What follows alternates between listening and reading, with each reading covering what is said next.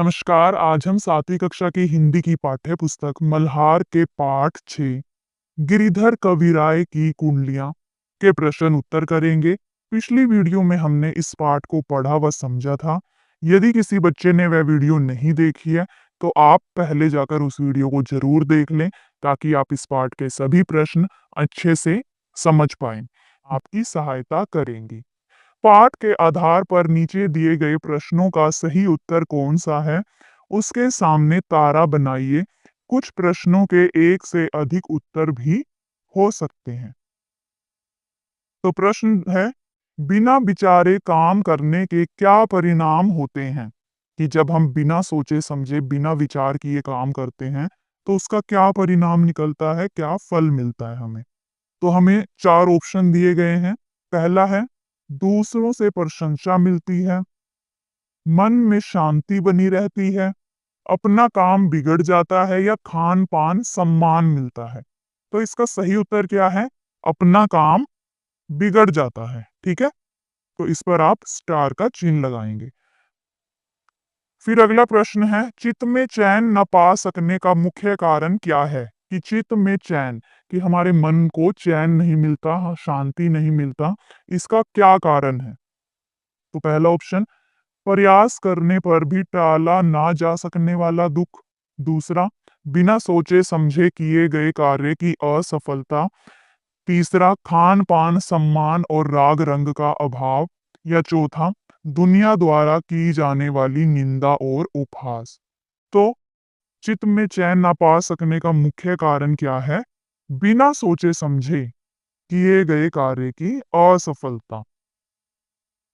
फिर तीसरा प्रश्न, बीती ताही बिसारी दे आगे की सुधि लेई, पंक्ति द्वारा कौन सी सलाह दी गई है? तो पहला ऑप्शन है कि भविष्य की सफलता के लिए अतीत की गलतियों से सीखने की। दूसरा, अतीत की असफलताओं को भूलकर भविष्य पर ध्यान देने की। तीसरा, अतीत और भविष्य दोनों घटनाओं को समान रूप से याद रखने की। चौथा, अतीत और भविष्य दोनों को भूलकर केवल वर्तमान में जीने की। तो इस पंक्ति का क्या अर्थ है, क्या सलाह हमें दी गई है कि बीती ताही बिसारी दे आगे की सुधि ले। तो इसका अर्थ है कि अतीत की असफलताओं को भूलकर भविष्य पर ध्यान देने की। ठीक है? तो ये ऑप्शन हमारा सही रहेगा। फिर चौथा प्रश्न, जो बनी आवे सहज में ताही में चित देई, पंक्ति का क्या अर्थ है? ऑप्शन दिया गया है कि हमें कठिनाइयों और चुनौतियों से बचना चाहिए, हमें आराम की तलाश करने में मन लगाना चाहिए, हमें असंभव और कठिन कार्यों पर ध्यान देना चाहिए, या हमें सहज जीवन पर ध्यान देना चाहिए। तो इसका क्या अर्थ है? जो बनी आवे सहज में ताही में चित दे। तो इसका अर्थ है कि हमें सहज जीवन पर ध्यान देना चाहिए। अब प्रश्न दिया गया है कि हो सकता है कि आपके समूह के साथियों ने अलग-अलग उत्तर चुने हों। ठीक है? अब अपने मित्रों के साथ चर्चा कीजिए कि आपने ये उत्तर क्यों चुने। तो आइए देखते हैं इस प्रश्न का उत्तर। तो पहले प्रश्न का उत्तर चुनने का कारण क्या है? कि बिना सोचे समझे, बिना सोच विचार किए गए काम में गलती की संभावना अधिक होती है। ठीक है? कि जब हम बिना सोचे समझे कोई काम करते हैं तो गलती हो जाए हमसे, ये संभावना बनी रहती है, जिससे काम बिगड़ जाता है। तो हमारे पहले प्रश्न का जो उत्तर जो हमने चुना है वो सही है। ठीक है? फिर दूसरे प्रश्न का उत्तर चुनने का कारण क्या है? कि जब हम बिना विचार किए कोई कार्य करते हैं और वह असफल हो जाता है तो मन अशांत हो जाता है। हम कई दिनों तक उस काम के बारे में, अपने बिगड़े हुए काम के बारे में सोचते रहते हैं। फिर हमें खाना-पीना, सम्मान, किसी भी तरह का राग-रंग यानी कि सुख-सुविधाएँ, मनोरंजन कुछ भी अच्छा नहीं लगता और जिससे हमें आत्मग्लानि होती है। तो हमने जो दूसरे प्रश्न में जो उत्तर चुना वो हमारा क्या है? सही है। फिर तीसरे प्रश्न का उत्तर चुनने का कारण क्या है? कि यह पंक्ति यही संदेश देती है कि बीती बातों को भूलकर आगे की सोचो ताकि सुधार हो सके और जीवन में आगे बढ़ा जा सके। ठीक है? तो वो उत्तर भी हमारा सही है। फिर चौथे प्रश्न का उत्तर चुनने का कारण है कि इस पंक्ति में सहजता से मिलने वाले काम को ही अपनाने की सलाह दी गई है कि जो हमसे सरलता से, सहजता से हो जाए, उसी काम को हमें करना चाहिए, जिससे जीवन में संतुलन और सुख बना रहता है और हमें किसी भी प्रकार का पछतावा नहीं होता, किसी भी प्रकार की गलती का बोझ हमारे मन पर नहीं होता। तो हमारे चारों प्रश्नों के उत्तर जो हमने चुने हैं, वो बिल्कुल सही हैं। अब अगला प्रश्न है पंक्तियों पर चर्चा। पाठ में से चुनकर कुछ पंक्तियां नीचे दी गई हैं। इन्हें ध्यान से पढ़िए और इन पर विचार कीजिए। आपको इनका क्या अर्थ समझ में आया? अपने विचार अपने समूह में साझा कीजिए और लिखिए। तो पंक्तियां हैं कि बिना विचारे विचारे जो करे सो पाछे पछिताए, काम बिगाड़े आपनो, जग में होत हसाई। और दूसरी पंक्तियां हैं, बीती ताही बिसारी दे, आगे की सुध लेई, जो बनी आवे सहज में, ताही में चित दे। तो आइए दोनों का अर्थ समझते हैं कि हमें इनका क्या अर्थ समझ में आया।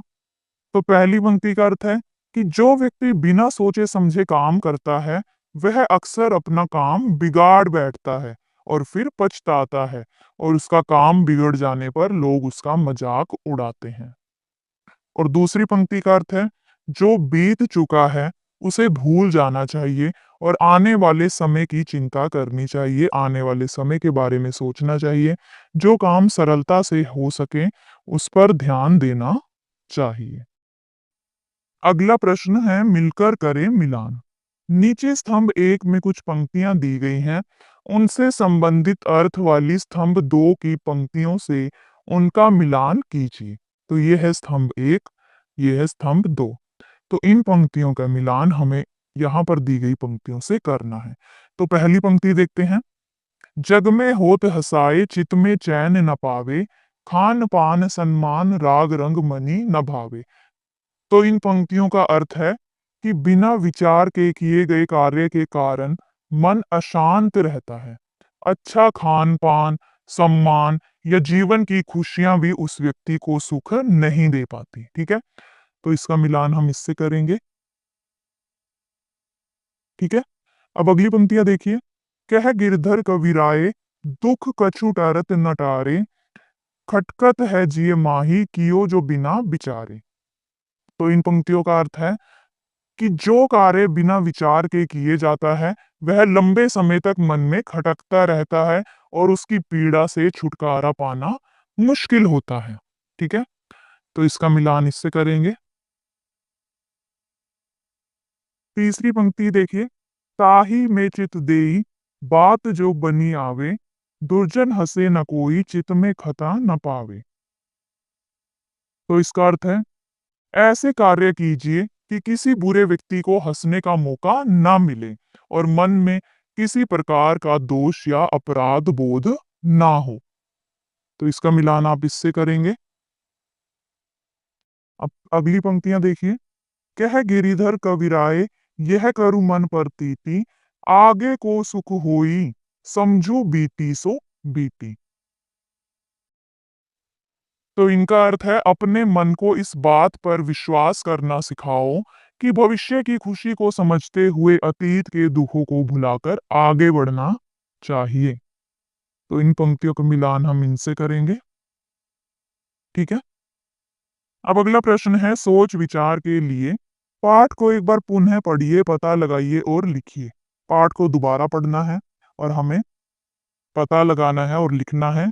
क्या लिखना है कि बिना विचारे जो करे सो पाछे पछिताए। कविता में बिना विचार किए गए कार्य करने के क्या नुकसान बताए गए हैं कि अगर हम बिना सोचे समझे काम करते हैं तो उनसे हमें क्या नुकसान हो सकते हैं।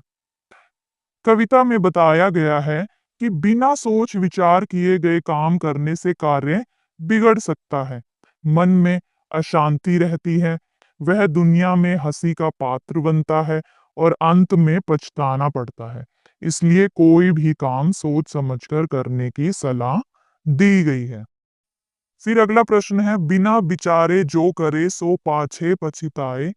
कुंडलिया में जो बातें सैकड़ों साल पहले कही गई थी, क्या वे आपके लिए भी उपयोगी हैं?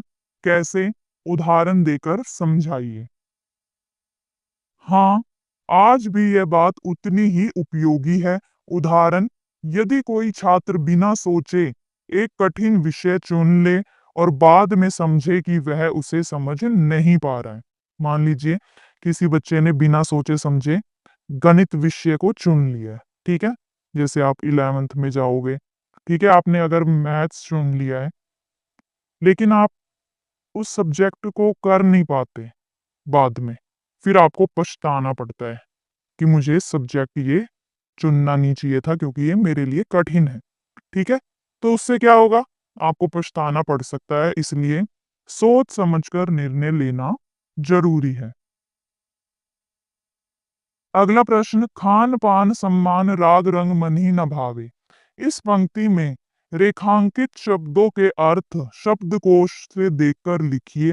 प्रत्येक के लिए एक-एक उदाहरण भी दीजिए। जैसे सम्मान का अर्थ क्या है यहाँ पर? आदर या सम्मान, ठीक है? तो इसका उदाहरण आप लिख सकते हैं। हमें अपने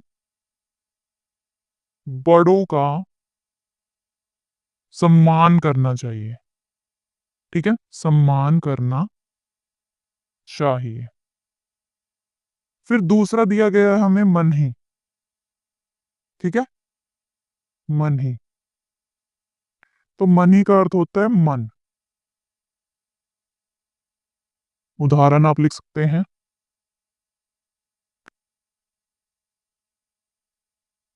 मेरे मन में बहुत से विचार चल रहे हैं, ठीक है? और अगला शब्द है भावे।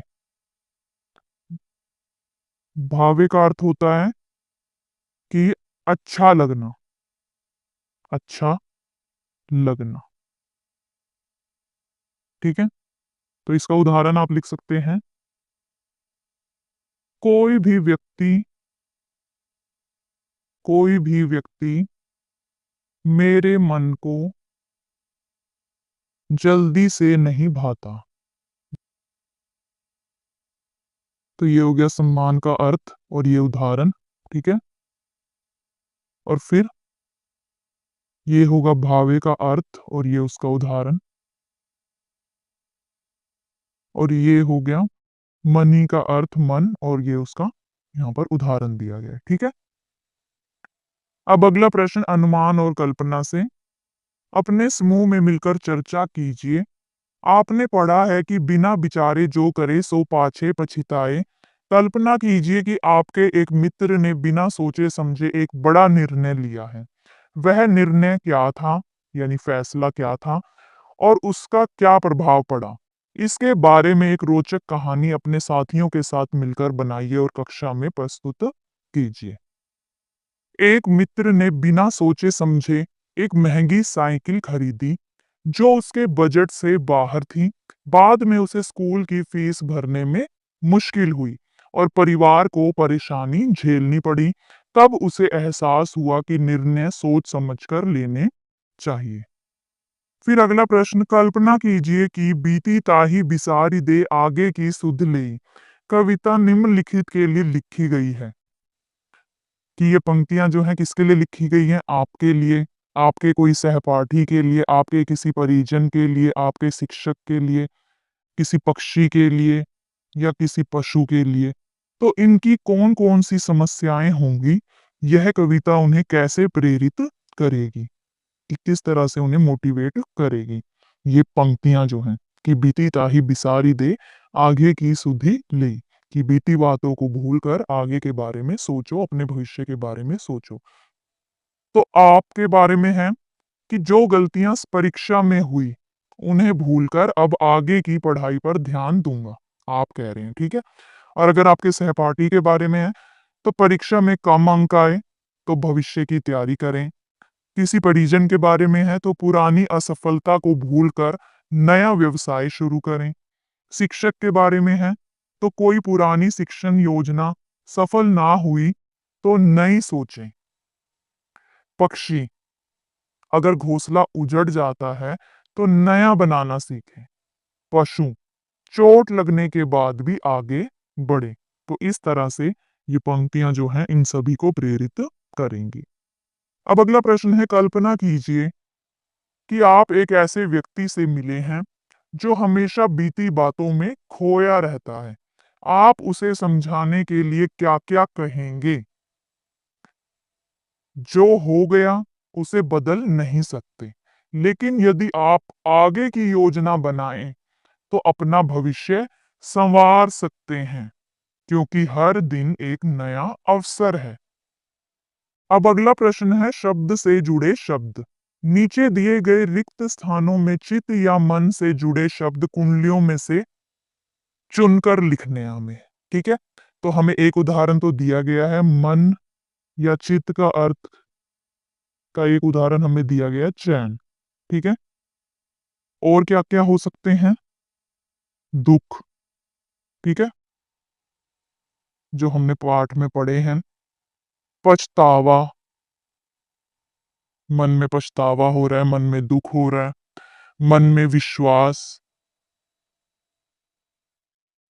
सुख, दुख है तो सुख भी है। ठीक है, विचार, मन में विचार आ रहे हैं आपके कई तरह के।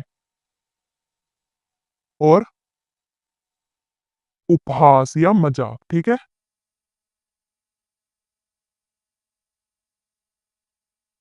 तो ये सभी शब्द जो हैं मन से जुड़े शब्द हैं जो हमने उसी पाठ में से लिखे हैं। अब अगला प्रश्न देखिए, कविता की रचना। बिना विचारे जो करे सो पाछे पछिताए, काम बिगाड़े आपनो जग में होत हसाए। और दूसरी पंक्तियां दी गई हैं, बीती ताही बिसारी दे आगे की सुध लेई, जो बनी आवे सहज में ताही में चित दे। इन पंक्तियों को लय के साथ बोलकर देखिए। इन्हें बोलने में बराबर समय लगा या अलग? आपने ध्यान दिया होगा कि इन पंक्तियों को बोलने में बराबर समय लगता है। इस कारण इन कुंडलियों की सुंदरता जो है वो बढ़ गई है। आप ध्यान देंगे तो इन कुंडलियों में आपको ऐसी अनेक विशेषताएं दिखाई देंगी, जैसे प्रत्येक कुंडलियों का पहला या दूसरा शब्द उसका अंतिम शब्द भी है। दो दो पंक्तियों में बातें कही गई हैं। कुंडलियां पढ़ते हुए ऐसा लगता है मानो कोई हमसे संवाद या बातचीत कर रहा है आदि। कुछ विशेषताएं आपको दोनों कुंडलियों में दिखाई देंगी और कुछ विशेषताएं दोनों में से किसी एक में दिखाई देंगी। अब आपको क्या करना है? अब आप पाठ में दी गई दोनों कुंडलियों को ध्यान से देखिए और अपने अपने समूह में मिलकर इनकी विशेषताओं की सूची बनाइए। अपने समूह की सूची को कक्षा में सबके साथ साझा कीजिए।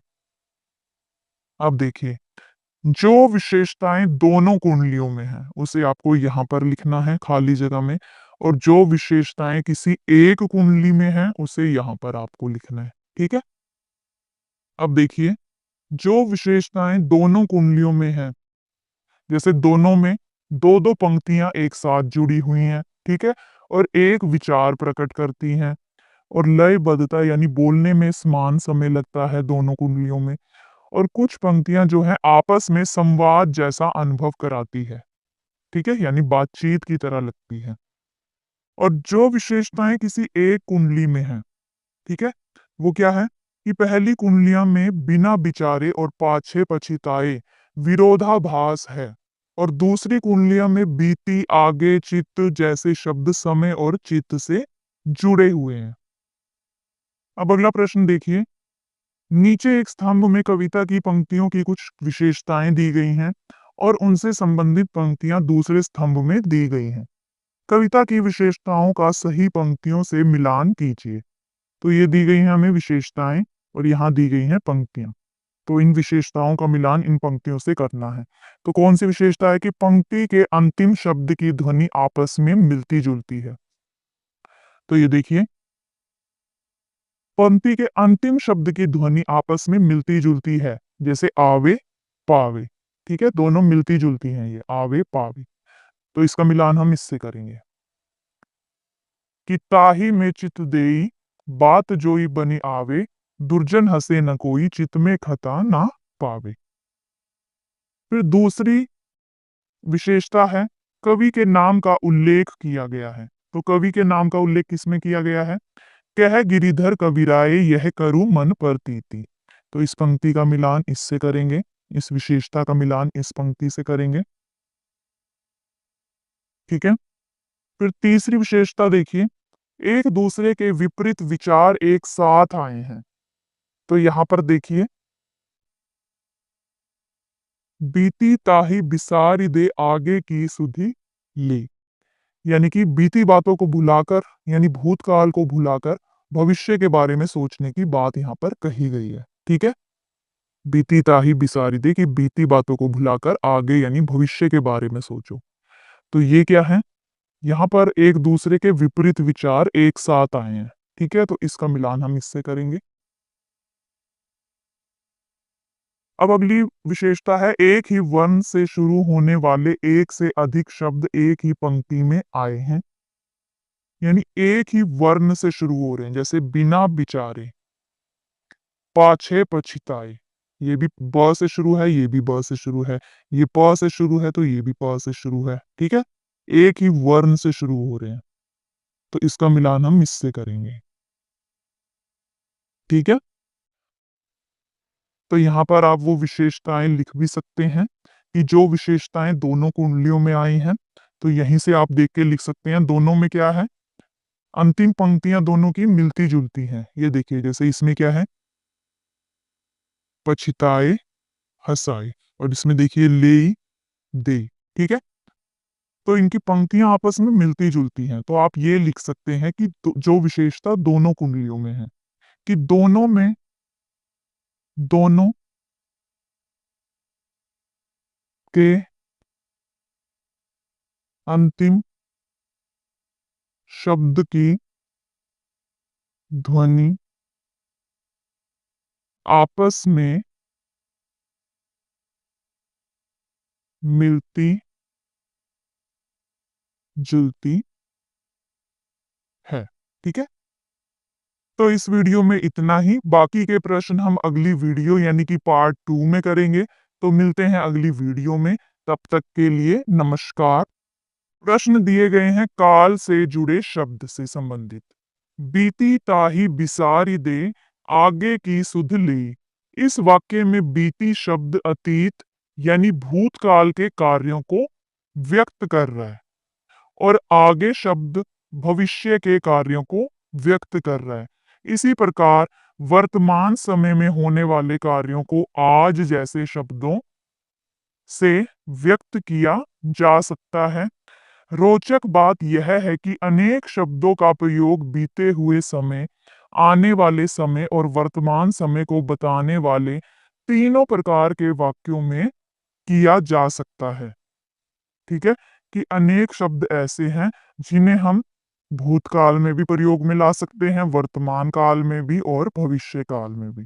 ठीक है। तो नीचे कुछ शब्द दिए गए हैं, इनका प्रयोग करते हुए तीनों प्रकार के काल व्यक्त करने वाले तीन तीन वाक्य बनाइए। तो आपको तीन तीन वाक्य बनाने हैं। ठीक है। जैसे यहाँ पर दिया गया है भूतकाल, ये वर्तमान काल, भविष्य काल। ठीक है। तो भूतकाल का कल शब्द दिया गया है, हमें कल के बारे में वाक्य बनाना है जो भूतकाल से संबंधित हो। फिर उसी तरह से परसों का बनाना है, फिर पहले का, फिर पिछला, फिर बीते हुए। इसी तरह से वर्तमान काल में जो शब्द दिए गए हैं, आज, अभी अभी, अब, हमेशा, आजकल। ठीक है। उसी प्रकार भविष्य काल के दिए गए हैं शब्द कल, परसों, अगले दिन, साल या महीने। आगामी, आगामी का अर्थ होता है आने वाले समय में, और जल्दी ही। ठीक है। तो इन सभी शब्दों के हमें तीन तीन वाक्य बनाने हैं। तो देखिए, यहाँ पर एक एक वाक्य यहाँ पर दिया गया है कि किस तरह से बनाने हैं, बाकी के दो आपको खुद बनाने हैं। ठीक है। तो कल का दिया गया है, कल मैंने बहुत सा काम किया था। तो ये है भूतकाल का वाक्य। ठीक है। कि कल मैंने बहुत सा काम किया था, काम कर चुके हैं भूतकाल में। ठीक है। यानी अतीत में। फिर परसों का, परसों हम स्कूल गए थे। पहले का, पहले वह बहुत मेहनती था। पिछला का, उसने पिछला काम नहीं किया। ठीक है। और बीते हुए का, बीते हुए समय में मुझसे बहुत गलतियां हुई हैं। ठीक है। अब इसी प्रकार से वर्तमान काल के जो शब्द हमें दिए गए थे उनके वाक्य बनाएंगे। आज का बनाएंगे, आज मैं पढ़ाई कर रहा हूं। अभी अभी का बनाएंगे, अभी अभी उसने मुझे एक अच्छा सुझाव दिया। अब का बनाएंगे, हम अब खेल रहे हैं। हमेशा का बनाएंगे, मैं हमेशा सुबह 6 बजे उठता हूँ। और आजकल का बनाएंगे, आजकल मौसम बहुत ठंडा है। ठीक है। फिर उसी तरह से आपको भविष्य काल के जो शब्द दिए गए थे उनके वाक्य बनाने हैं। अब कल मैं बाजार जाऊंगा। अब देखिए, अभी हमने ऊपर भूतकाल में भी कल शब्द का वाक्य बनाया था, है ना। और अब भविष्य काल में भी ये शब्द दिया गया है। ठीक है। तो वाक्य हमें उसी तरह से बनाना है जिससे हमें पता चल जाए कि हम भविष्य काल के बारे में बात कर रहे हैं या भूतकाल के बारे में। ठीक है। अब परसों हम सिनेमा हॉल जाएंगे। अब ये परसों शब्द भी भूतकाल में भी दिया गया था और भविष्य काल में भी दिया गया है। ठीक है। अब अगला शब्द है अगले दिन, साल, महीने। कि अगले महीने मुझे दिल्ली जाना है, या आप लिख सकते हैं अगले साल मुझे दिल्ली जाना है, या अगले महीने मुझे दिल्ली जाना है, या अगले दिन मुझे दिल्ली जाना है। ठीक है। आगामी, आगामी यानी आने वाले समय में। ठीक है। आगामी साल में मैं विदेश जाने का सोच रहा हूं। जल्दी ही, जल्दी ही का, जल्दी ही हम एक नया घर खरीदेंगे। ठीक है। तो एक एक वाक्य मैंने आपको बता दिया, बाकी के वाक्य आप खुद बनाएंगे। अब अगला प्रश्न देखिए। आपने जो वाक्य बनाए हैं उन्हें ध्यान से देखिए। पहचानिए कि इन वाक्यों में किन शब्दों से पता चल रहा है कि वाक्य में कार्य जो है भूतकाल में हुआ है, वर्तमान काल में हुआ है या भविष्य काल में होगा। वाक्यों में उन शब्दों को रेखांकित कीजिए। अब देखिए, अब हमें उन शब्दों को रेखांकित करना है जिससे हमें पता चले कि वाक्य जो है वो भूतकाल का है, भविष्य काल का है या वर्तमान काल का है। जैसे हमने जो भूतकाल के वाक्य बनाए थे, कल का बनाया था कि कल मैंने बहुत सा काम किया था। तो कैसे पता लगेगा कि ये भूतकाल का वाक्य है? तो भूतकाल के वाक्यों की पहचान हम किस तरह से करेंगे? उसमें जो है उन वाक्यों में था, थे, थी शब्दों का प्रयोग किया जाता है। ठीक है। जैसे कल मैंने बहुत सा काम किया था, यानी काम हम कर चुके हैं। ठीक है। तो इससे पता लगता है कि ये भूतकाल है। अगला देखिए, परसों हम स्कूल गए थे। परसों गए थे, यानी कि थे से पता लग रहा है कि भूतकाल में ये काम हुआ है। ठीक है। अब इसमें देखिए, पहले, पहले ही पता लग रहा है कि पहले ये काम हो चुका है। एक तो पहले से कि पहले वह बहुत मेहनती था। अब था भी आ गया है। ठीक है। तो इनसे पता लग रहा है कि ये भूतकाल के बारे में बात की गई है। पिछला, उसने पिछला काम नहीं किया। एक तो पिछला से पता लग रहा है। ठीक है। और एक किया से पता लग रहा है। ठीक है। कि उसने पिछला काम नहीं किया, यानी जो पिछला काम था वो नहीं किया उसने, यानी भूतकाल के बारे में बात हो रही है। और बीते हुए, बीते हुए यानी कि इससे तो साफ साफ पता लग रहा है कि बीते हुए समय की बात हो रही है यहाँ पर। ठीक है ना। बीते हुए समय से पता लग रहा है एक तो, और हुई है यानी हो चुका है काम। ठीक है। बीते हुए समय में मुझसे बहुत गलतियां हुई हैं। तो इन शब्दों से हमें पता लग रहा है कि ये भूतकाल के वाक्य हैं। तो अब हम वर्तमान काल की पहचान करेंगे कि कैसे करते हैं। तो वर्तमान काल में क्या होता है, इसकी पहचान करने के लिए वाक्य के अंत में या तो होता है ता है, ती है, ते है। ठीक है। ता है, ती है, ते है। ठीक है। इस तरह से पहचान कर सकते हो आप इसकी। या रहा है, रही हूं, रहे हैं। ठीक है। तो जैसे ये दिया गया है कि आज मैं पढ़ाई कर रहा हूं, तो उसमें क्या है, रहा हूं से पहचान की जा रही है कि मैं पढ़ाई कर रहा हूं, आज मैं पढ़ाई कर रहा हूं, यानी काम चल रहा है। ठीक है। फिर अभी अभी उसने मुझे एक अच्छा सुझाव दिया। एक तो अभी अभी से पता लग रहा है, ठीक है, इसके नीचे भी आप लाइन लगा सकते हैं कि अभी अभी, जस्ट अभी अभी ये काम हुआ है, यानी कि वर्तमान काल की बात हो रही। और दिया, ठीक है, दिया से भी आप पता लगा सकते हैं। फिर अगला देखिए, हम अब खेल रहे हैं, तो रहे हैं और अब, यानी कि वर्तमान काल की बात हो रही है यहाँ पर भी। फिर अगला देखिए, मैं हमेशा सुबह 6 बजे उठता हूँ। तो ये वाक्य किसी आदत को बताता है, ठीक है। तो जिन वाक्यों में भी के बारे में बताया जाए, या जो क्रियाएं रोज ही होती हैं, जैसे सूरज जो है रोज पूरब दिशा से निकलता है, तो वो किस काल को बताता है? वर्तमान काल को। और मैं हमेशा सुबह 6 बजे उठता हूँ, या मैं रोज सैर करने जाता हूँ, तो ये हम डेली की क्रियाएं करते हैं, ठीक है। तो इससे हम पहचान कर सकते हैं कि ये क्या है? वर्तमान काल की बात हो रही है यहाँ पर, ठीक है। और उठता हूँ, ता हूँ से भी पता लगा सकते हैं। ता है, ती है, ते है, या फिर ता हूँ। अगला देखिए, आजकल मौसम बहुत ठंडा है। एक तो आजकल की बात हो रही है, आजकल यानी वर्तमान की बात हो रही है, ठीक है। मौसम बहुत ठंडा है से भी पता लग रहा है कि वर्तमान समय की बात यहाँ पर की जा रही है। तो इस तरह से आप वर्तमान काल की पहचान कर सकते हैं। एक तो इन शब्दों का ध्यान रखिएगा, ता है, ती है, ते है, या ता हूँ, या ती हूँ, ठीक है। और रहा हूँ, रहे हैं, इनसे भी आप पहचान कर सकते हैं। और जो हम डेली की जो हमारी क्रियाएं होती हैं, जैसे मैं हमेशा, जैसे ये वाक्य था, मैं हमेशा सुबह 6 बजे उठता हूँ, मैं रोज सैर करने जाता हूँ, मैं रोज योगा करता हूँ, या सूरज जो है पूर्व दिशा दिशा से निकलता है, सूरज जो है वो पश्चिम दिशा में डूबता है या अस्त होता है, ठीक है। तो ये सभी क्या है? वर्तमान काल के वाक्य हैं। अब आगे देखिए, भविष्य काल के वाक्यों की पहचान किस तरह से करेंगे हम? कल का बनाया है हमने, कल मैं बाजार जाऊंगा। अब भविष्य काल की पहचान आप कर सकते हैं गा, गे, गी से, ठीक है। अंतिम जो शब्द होंगे वो होंगे गा, गे, गी, ठीक है। इनसे आप पहचान कर सकते हैं। जैसे कल मैं बाजार जाऊंगा, यानी भविष्य की बात हो रही है, जाऊंगा, अभी गया नहीं है, जाऊंगा। फिर अगला देखिए, परसों हम सिनेमा हॉल जाएंगे। यहाँ पर भी भविष्य के बारे में बात हो रही है, गे से पता लग रहा है, ठीक है, गे, गा। फिर अगला देखिए, अगले महीने मुझे दिल्ली जाना है, कि अगले महीने की बात हो रही है, ठीक है, जाना है। या आप लिख सकते हैं, इस वाक्य को इस तरह भी लिख सकते हैं कि अगले महीने मैं दिल्ली जाऊंगा, ठीक है, ऐसे भी लिख सकते हैं आप।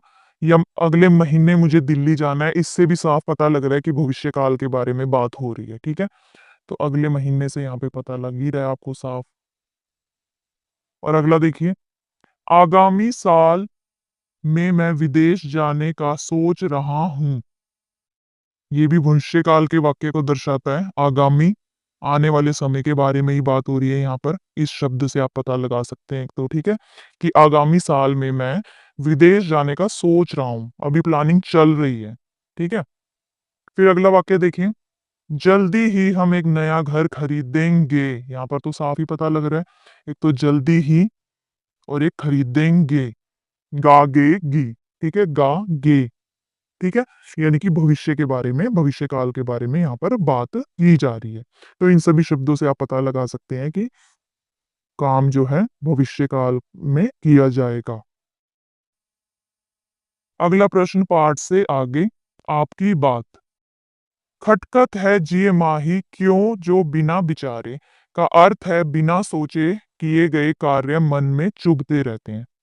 कि इस वाक्य का क्या अर्थ है, इन पंक्तियों का क्या अर्थ है कि बिना सोचे किए गए कार्य मन में चुभते रहते हैं। क्या आपने कभी ऐसा अनुभव किया है? उस घटना को साझा कीजिए। कि आपके मन में भी कभी ऐसा विचार आया है, या आपने कभी ऐसा अनुभव किया है कि आपने कोई बिना सोचे समझे काम किया हो और वो काम आपके मन में चुभ रहा हो, ठीक है।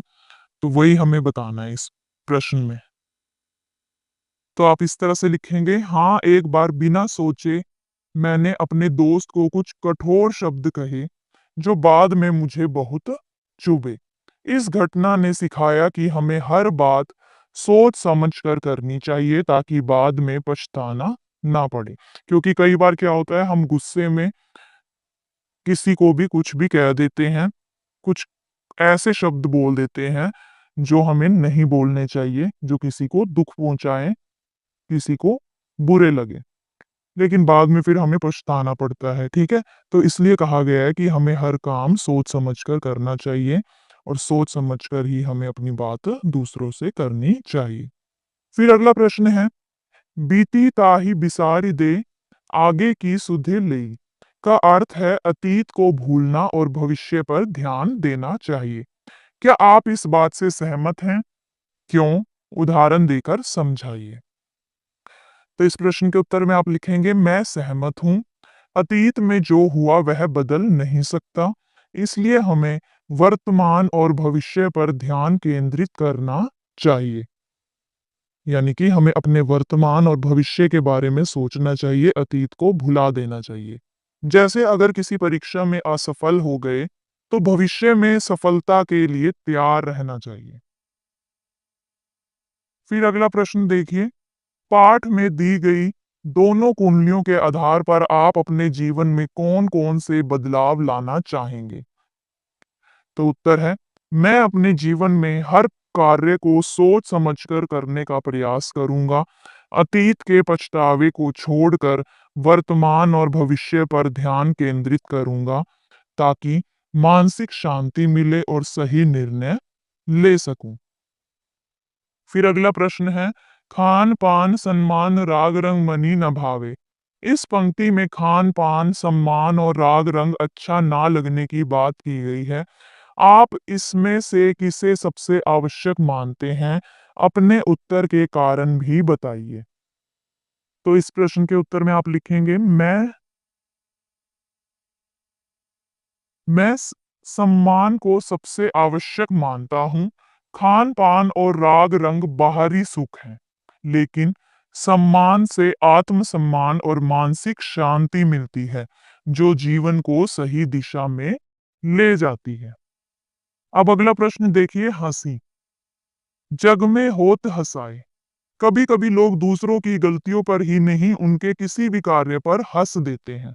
अपने समूह के साथ मिलकर ऐसी कुछ स्थितियों की सूची बनाइए जब किसी को आप पर या आपको किसी पर हंसी आई हो। तो इस प्रश्न के उत्तर में आप लिखेंगे, जब मैंने नए जूते पहने और चलने में फिसल गया, तो आपके दोस्तों को हंसी आ गई। जब मैंने गलती से कुछ उल्टा पहना, या जब मेरे दोस्त ने अपने कपड़े उलझा दिए और गिर पड़ा, या किसी ने मजाक में गलत गाना गाया और सब हंस पड़े। तो ऐसे कई वाक्य हो जाते हैं जिनमें हम जिनसे जिनमें जिनके कारण हमें हंसी आ जाती है। फिर अगला प्रश्न है, ऐसी दोनों स्थितियों में आपको कैसा लगता है और दूसरों को कैसा लगता होगा? कि जब कोई आप पर हंस देता है या आप दूसरों पर हंस देते हो तो कैसा लगता होगा? तो ऐसी स्थितियों में मुझे हल्का असहज और थोड़ा शर्मिंदा महसूस हो सकता है, जबकि दूसरों को मजाक या हल्की हंसी से अच्छा लगता है। हालांकि यदि किसी की गलतियों पर अधिक हंसा जाए, तो उसे असहज भी महसूस हो सकता है। अगला प्रश्न, सोचिए कि कोई व्यक्ति आपकी किसी भूल पर हंस रहा है। ऐसे में आप क्या कहेंगे या क्या करेंगे ताकि उसे एहसास हो जाए कि इस बात पर हंसना ठीक नहीं है? यदि कोई मेरी भूल पर हंस रहा हो, तो मैं उनसे शांतिपूर्वक कहूंगा, मैं भी समझता हूं कि यह गलत था, लेकिन हंसी के बजाय हमें एक दूसरे की मदद करनी चाहिए ताकि हम आगे से इसे ना दोहराएं। इससे उन्हें एहसास होगा कि हंसी से ज्यादा समझदारी जरूरी है, कि हर बात में हंसना ही जरूरी नहीं है, हमें समझदारी से काम लेना चाहिए। अगर किसी को कोई काम समझ में नहीं आ रहा है, तो इसका मतलब ये नहीं कि हमें उस पर हंसना चाहिए, बल्कि हमें उसकी मदद करनी चाहिए, ठीक है? अब अगला प्रश्न है सोच समझ कर, बिना विचारे जो करे सो पाछे पछिताए। आज के समय में कुछ लोग जल्दी में कार्य कर देते हैं या जल्दी में निर्णय ले लेते हैं। कुछ ऐसी स्थितियां बताइए जहां जल्दबाजी में निर्णय लेना या कार्य करना हानिकारक हो सकता है। तो इस प्रश्न के उत्तर में आप लिख सकते हैं, मान लीजिए आपने बिना योजना बनाए जल्दबाजी में घूमने का विचार बना लिया, ठीक है? बिना आपने वहां का वेदर देखे, घूमने का जहां भी आप घूमना चाहते हैं वहां की प्लानिंग आपने कर ली और वहां पर बारिश आ गई। फिर बारिश के कारण क्या हुआ, आपकी जो सारी योजना थी वो बेकार हो गई, ठीक है? आप जल्दी में चले गए घूमने के लिए, आपको पता नहीं था कि वहाँ पे कैसा मौसम होगा, क्या होगा, ठीक है? आपने जल्दबाजी में फैसला किया और चले गए घूमने और वहाँ पर अचानक बारिश आ गई और आपके पास किसी भी तरह का इंतजाम नहीं था, रेनकोट वगैरह। तो उससे क्या होगा, आपकी जो सारी योजना है, जो भी प्लानिंग है, वो क्या हो जाएगी, बेकार हो जाएगी, है ना? या फिर मान लीजिए आपने बिना सोचे समझे कठिन विषय चुन लिया, ठीक है? जिस मान लीजिए अगर आप मैथ्स में कमज़ोर हैं, तो आपने मैथ्स विषय चुन लिया, लेकिन आप वो कर नहीं पा रहे हैं अब, ठीक है?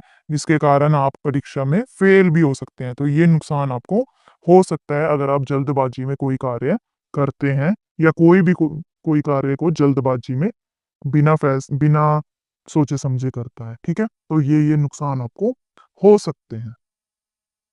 अब अगला प्रश्न देखिए, मान लीजिए कि आपको या आपके किसी परिजन को नीचे दिए गए संदेश मिलते हैं, ऐसे में आप क्या करेंगे? तो ये संदेश है, फिर आप क्या करेंगे ये भी दिया गया है। जैसे संदेश आया आपके पास कि आपका बैंक खाता बंद होने वाला है, तो आप क्या करेंगे? ओटीपी किसी को ना दें, ठीक है? तुरंत कॉल काट दें और आप अपने बैंक से संपर्क करें, ठीक है? उनकी बातों में आपको नहीं आना, सीधा कॉल काट कर अपने बैंक से संपर्क करना है। ये आपके पास संदेश आता है, बधाई हो आपने 10 लाख रुपए की लॉटरी जीती है, सत्यापन के लिए रुपए 5,000 इस नंबर पर अभी भेजें। तो आपको क्या करना है, संदिग्ध वेबसाइट पर कोई भुगतान या पेमेंट नहीं करनी। ऐसी वेबसाइट को साइबर क्राइम सेल में रिपोर्ट करें, ठीक है? ऐसी वेबसाइट की। फिर आपके पास अगर अब संदेश आता है कि गलती से आपके नंबर पर रुपए 1,000 का रिफंड भेजा है, कृपया रिफंड वापस भेज दें। तो किसी भी अनजान को पैसा ना भेजें, अपने बैंक ऐप में सभी लेन-देन की जांच करें, यदि पैसा कट गया है तो तुरंत बैंक को सूचित करें। या आपके पास संदेश आता है कि आपका सिम कार्ड बंद होने वाला है, केवाईसी अपडेट करने के लिए हमें आधार और पैन की फोटो भेजें।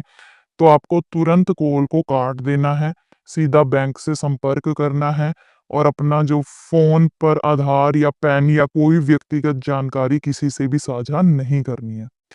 या मैसेज आता है कि आपके मनपसंद मोबाइल पर 70% तक की छूट, ऑफ़र ख़त्म होने से पहले यहाँ पेमेंट करें। तो आपको ऐसे झांसे में नहीं आना है, सीधा लिंक पर क्लिक नहीं करना है।